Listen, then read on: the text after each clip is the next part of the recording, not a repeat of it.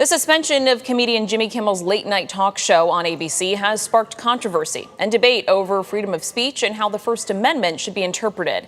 The network pulled the nightly show after FCC Chairman Brendan Carr suggested the agency would take further action against the network if it didn't punish Kimmel in some way. 13 on your side's Nick Nelson spoke with a constitutional law expert tonight who's sounding the alarm about the future of free speech protections. The First Amendment speaks to the government. The government can't do anything to interfere with someone's First Amendment rights. And that's the problem that we run into here.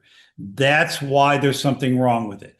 Distinguished law professor emeritus Jeff Swartz says he's troubled by the apparent move by the Federal Communications Commission chairman Brendan Carr to influence the decision of ABC to suspend its late-night comedy show Jimmy Kimmel Live. He has decided, oh no, we are going to do what we need to do and censor.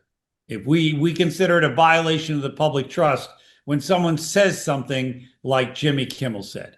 It's actually not a violation of the public trust because the public trust has the right to hear all opinions. Kimmel was indefinitely suspended after a monologue that criticized President Donald Trump and his supporters' reaction to the shooting death of Charlie Kirk. The decision has caused an uproar, with some saying the move by a member of the federal government is eroding free speech protections in the First Amendment. Swartz says he believes First Amendment rights are being violated. He can seek injunctions against the FCC taking action against ABC or its mother company, Disney. Swartz says the controversy underscores how important the First Amendment is. It was that important to our founders that freedom of speech be protected.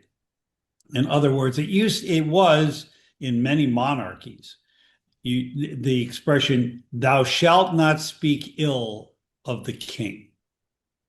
And it was considered to be an offense to the king that was punishable by imprisonment to say something. We don't have kings in this country. President of the United States is not a king. While the show remains indefinitely suspended, its future remains unclear. Nick Nelson, 13 on your side.